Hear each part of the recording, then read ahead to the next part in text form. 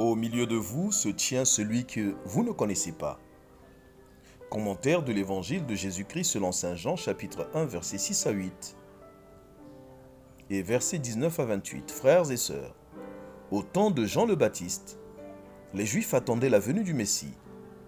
À cause de son activité qui évoquait l'arrivée des temps derniers, les autorités juives demandent à Jean de s'identifier, de se situer par rapport à cette attente messianique. Sa réponse est sans ambiguïté. Il reconnaît qu'il n'est pas le Messie attendu, mais il est seulement la voie qui ouvre la route à celui que les gens ne connaissent pas.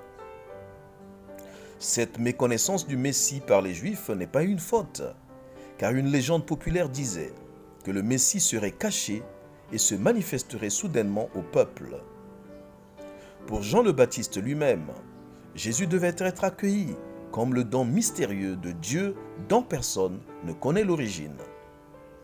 Mieux encore, il place un immense écart entre Jésus et lui-même en affirmant ne pas être digne de défaire la courroie de sa sandale.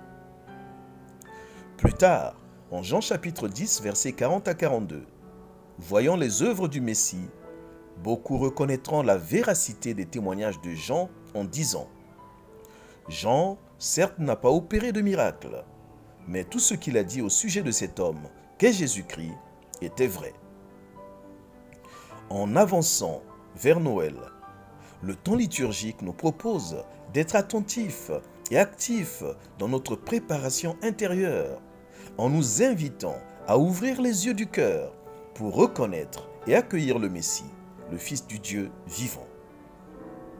Pour cela, il nous faudra éviter de nous arrêter à l'apparence, à la superficie des êtres et des choses.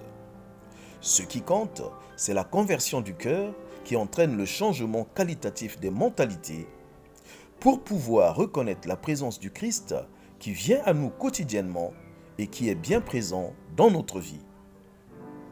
En effet, quand le cœur est converti, nous découvrons que le Christ rayonne de façon unique dans sa parole, dans son pain de vie, dans toute humanité pauvre qui nous aborde, dans le prochain, dans l'homme et la femme créés à son image.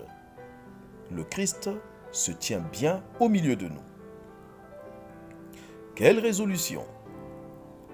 Préparer continuellement notre cœur pour que le Christ puisse établir sa demeure en nous et chez nous. Notre prière.